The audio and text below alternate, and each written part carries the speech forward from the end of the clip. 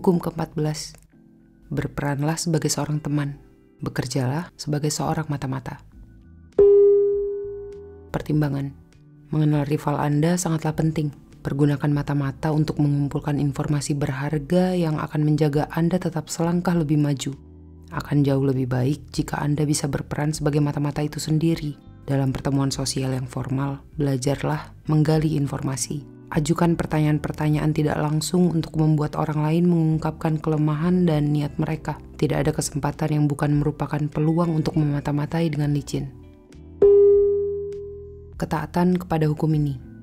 Joseph Duven pastilah dealer seni terhebat pada zamannya.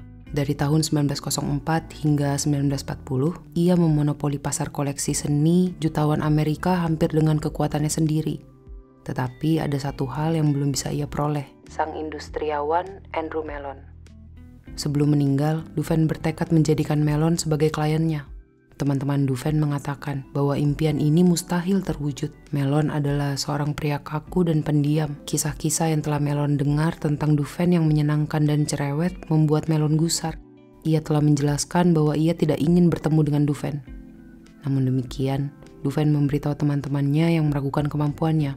Mellon bukan hanya akan membeli benda-benda seni dariku, tetapi dia akan membeli benda-benda seni hanya dariku saja. Selama beberapa tahun, ia melacak mangsanya, mempelajari kebiasaan, selera, dan fobia pria itu. Untuk melakukannya, diam-diam ia memperkerjakan beberapa orang staf Mellon dan memperoleh informasi yang berharga dari mereka. Pada saat ia bertindak, ia sudah mengenal Mellon sebaik istri Mellon sendiri. Pada tahun 1921, Mellon sedang mengunjungi London dan menginap di Suite Palace di lantai 3 Hotel Claridge. Duven memesan suite yang berada persis di bawah suite Mellon di lantai 2. Ia telah mengatur agar pelayannya berteman dengan pelayan Mellon. Dan pada hari yang menentukan yang telah ia pilih untuk bertindak, pelayan Mellon memberitahu pelayan Duven yang memberitahu Duven bahwa ia baru membantu Mellon memakai mantelnya dan bahwa sang industriawan itu sedang berjalan menyusuri koridor untuk naik lift.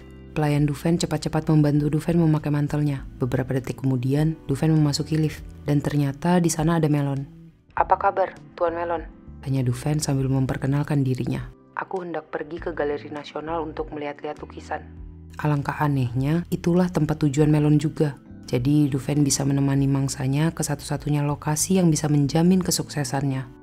Ia tahu selera Mellon luar dalam. Dan selagi kedua orang pria itu mengelilingi museum itu, Duven membuat si tokoh terkemuka itu takjub dengan pengetahuannya. Sekali lagi, anehnya sepertinya mereka memiliki selera yang luar biasa serupa. Mellon terkejut. Ia tidak menduga bahwa Duven adalah pria seperti itu. Pria itu mempesona dan ramah dan jelas-jelas memiliki cita rasa yang sangat baik. Ketika mereka kembali ke New York, Mellon mengunjungi galeri eksklusif Duven dan jatuh cinta kepada koleksinya. Anehnya, segalanya sepertinya persis seperti jenis benda seni yang ingin ia koleksi.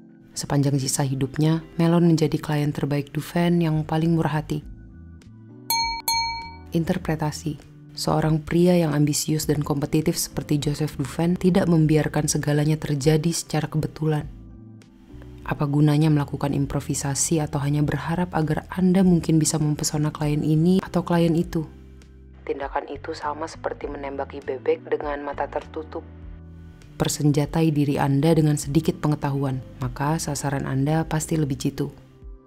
Mellon adalah klien Duven yang paling spektakuler, tetapi ia sudah memata-matai banyak jutawan. Dengan memperkerjakan anggota staf kliennya secara diam-diam, ia bisa memperoleh akses tanpa henti untuk memperoleh informasi berharga tentang kedatangan dan kepergian tuan mereka, perubahan cita rasa mereka, dan penggalan informasi semacam itu bisa membuatnya selangkah lebih maju. Rival Duven yang ingin menjadikan Henry Frick sebagai kliennya menyadari bahwa kapanpun ia mengunjungi pria New York yang kaya raya ini, Duven sudah ada di sana, seolah ia memiliki indera keenam.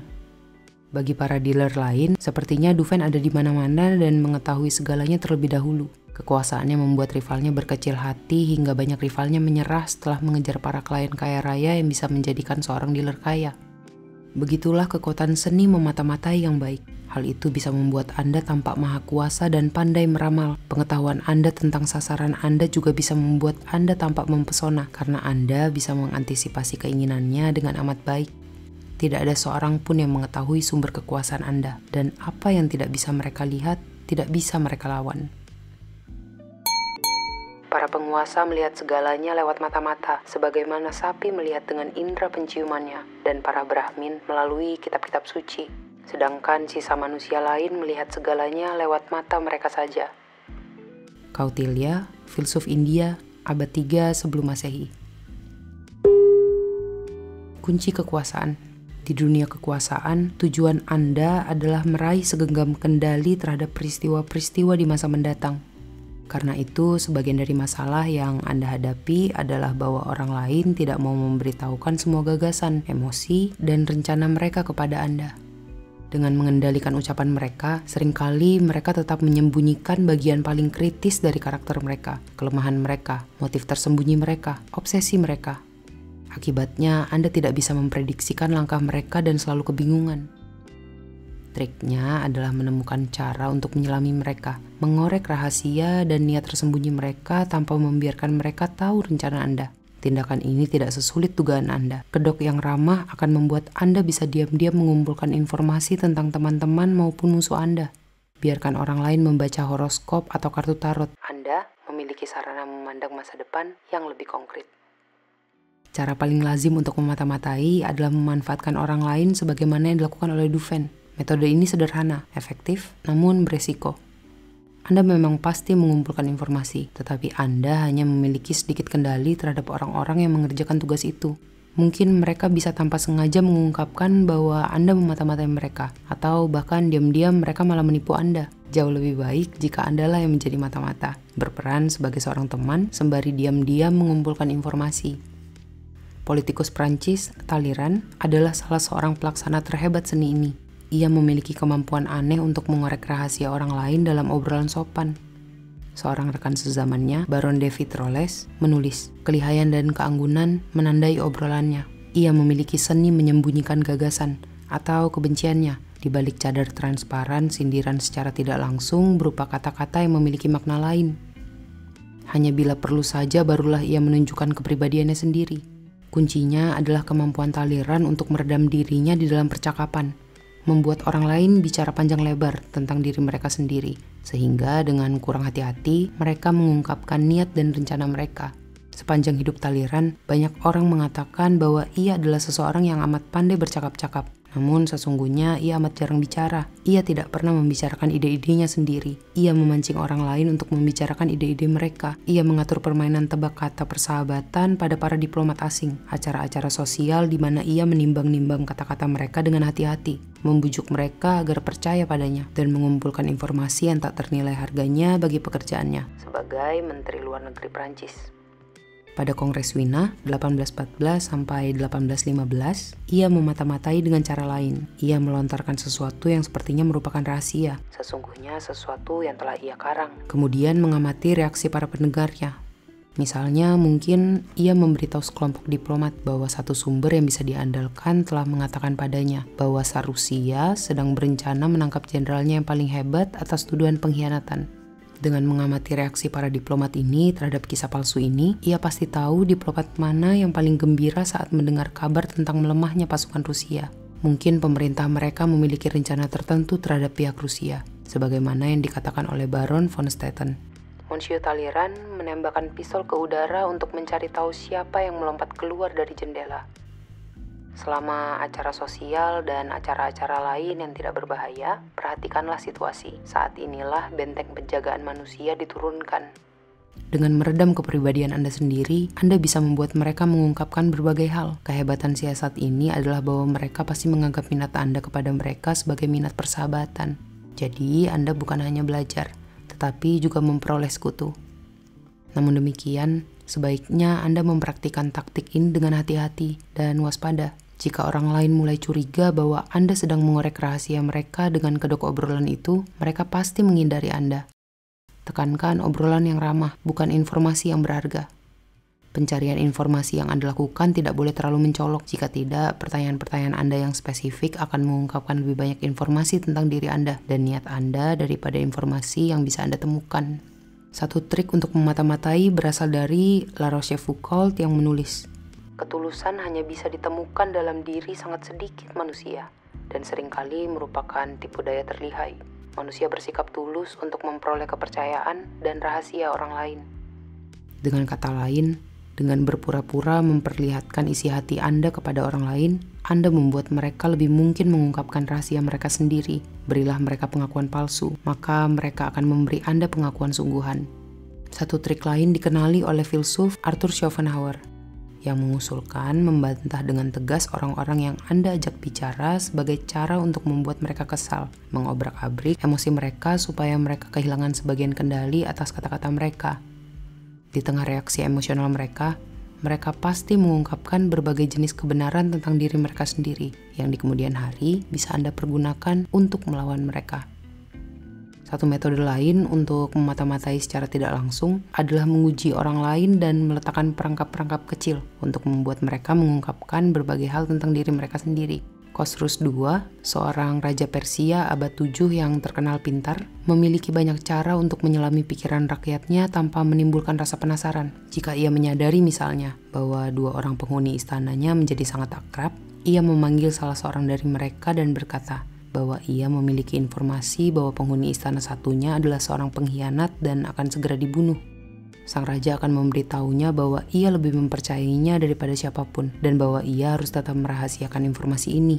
Kemudian ia mengamati kedua orang pria itu dengan hati-hati. Jika ia menyadari bahwa penghuni istana kedua tidak mengubah sikap kepadanya, ia menarik kesimpulan bahwa penghuni istana pertamalah yang telah menyimpan rahasia itu dan ia akan segera menaikkan jabatan pria itu dan kemudian memanggilnya kembali untuk mengaku.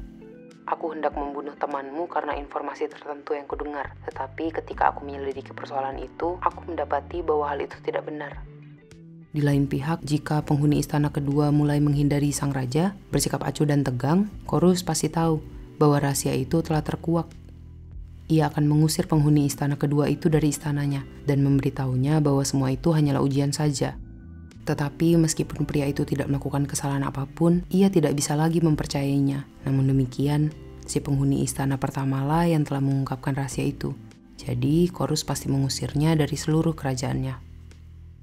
Mungkin tindakan itu merupakan bentuk memata-matai yang aneh yang mengungkapkan bukan hanya informasi empiris, melainkan juga karakter seseorang. Namun demikian, seringkali itulah cara terbaik untuk memecahkan masalah sebelum masalah itu muncul. Dengan memancing orang lain melakukan berbagai tindakan tertentu, Anda mempelajari tentang kesetiaan mereka, kejujuran mereka, dan seterusnya. Dan jenis pengetahuan ini seringkali merupakan pengetahuan yang paling berharga. Dengan dipersenjatai pengetahuan ini, Anda bisa memprediksikan tindakan mereka di masa depan. Jika Anda memiliki alasan untuk curiga bahwa seseorang sedang berbohong kepada Anda, berilah kesan seolah Anda mempercayai setiap patah kata yang ia ucapkan. Tindakan ini akan memberinya keberanian untuk melanjutkan ucapannya. Ia akan menjadi semakin berapi-api dan akhirnya membongkar tipuannya sendiri. Sekali lagi, jika Anda merasa bahwa seseorang sedang berusaha menyembunyikan sesuatu dari Anda, tetapi tidak sukses total, berilah kesan seolah Anda tidak percaya kepadanya. Perlawanan Anda akan memancingnya untuk mengutarakan dan mengemukakan kebenaran, untuk meyakinkan keraguan Anda. Arthur Schopenhauer, 1788 sampai 1860. Mata ketiga si mata-mata. Di daratan manusia bermata dua, mata ketiga memberi Anda kemahatauan bak seorang dewa. Anda memandang lebih jauh daripada orang lain, dan Anda memandang mereka dengan lebih dalam lagi. Tidak ada seorang pun yang selamat dari mata itu, kecuali Anda sendiri. Otoritas. Ya, alasan mengapa seorang penguasa yang brilian dan seorang jenderal yang bijak menaklukkan musuh kapanpun mereka bergerak dan mencapai prestasi yang melampaui prestasi manusia biasa adalah pengetahuan yang mereka miliki terlebih dahulu tentang situasi musuh. Pengetahuan yang mereka miliki terlebih dahulu ini tidak bisa diperoleh dari arwah, dewa, atau dengan analogi peristiwa-peristiwa di masa lalu atau oleh perhitungan astrologi. Pengetahuan semacam ini harus diperoleh dari orang-orang yang mengenal situasi musuh dari mata-mata. Sun Tzu, The Art of War, abad 4 sebelum Masehi. Pembalikan hukum. Informasi amatlah penting bagi kekuasaan. Tapi saat Anda memata-matai orang lain, Anda harus siap dimata-matai oleh mereka. Karena itu, salah satu senjata paling efektif dalam perang untuk mendapatkan informasi adalah dengan memberikan informasi palsu. Sebagaimana yang dikatakan oleh Winston Churchill, informasi amatlah berharga, sehingga sebaiknya selalu dikelilingi dusta. Anda harus mengelilingi diri Anda dengan pengawal semacam itu supaya kebenaran Anda tidak bisa ditembus. Dengan memberikan informasi pilihan Anda mengendalikan permainan. Pada tahun 1944, serangan bom roket Nazi di London tiba-tiba meningkat. Lebih dari 2.000 bom terbang V1 dijatuhkan di kota besar itu dan menewaskan lebih dari 5.000 orang dan melukai jauh lebih banyak orang. Namun demikian, entah bagaimana pasukan Jerman selalu luput dari sasaran mereka. Bom-bom yang dimaksudkan dijatuhkan ke jembatan menara atau Piccadilly, jatuh di dekat kota besar dan mendarat di daerah pinggiran yang berpenduduk jarang. Hal ini karena saat menetapkan sasaran mereka, pihak Jerman mengandalkan agen-agen rahasia yang telah mereka tempatkan di Inggris. Mereka tidak tahu bahwa agen-agen ini telah tertangkap basah dan bahwa sebagai gantinya, agen-agen yang dikendalikan oleh Inggris memberi mereka informasi yang diam-diam menipu. Bom-bom itu jatuh semakin jauh dari sasaran mereka setiap kali mereka menjatuhkannya. Menjelang akhir kampanye serangan itu, bom-bom itu mendarat di atas sapi-sapi di desa. Karena itu, dengan memberi informasi yang salah kepada orang lain, Anda memperoleh keuntungan besar. Meskipun memata-matai memberi Anda mata ketiga, memberikan informasi yang salah sama dengan menutup sebelah mata musuh Anda. Seorang raksasa bermata satu selalu meleset dari sasarannya. Nah, kita udah sampai di akhir hukum ke-14. Seperti biasa, terima kasih sudah mendengarkan. Semoga bermanfaat. Sampai jumpa di hukum ke-15. Untuk yang belum tahu, audiobook ini bisa didengerin juga di Spotify. Nama akunnya sama, Your Internet Friend. Saya Justin, selamat malam, pagi, siang, atau sore.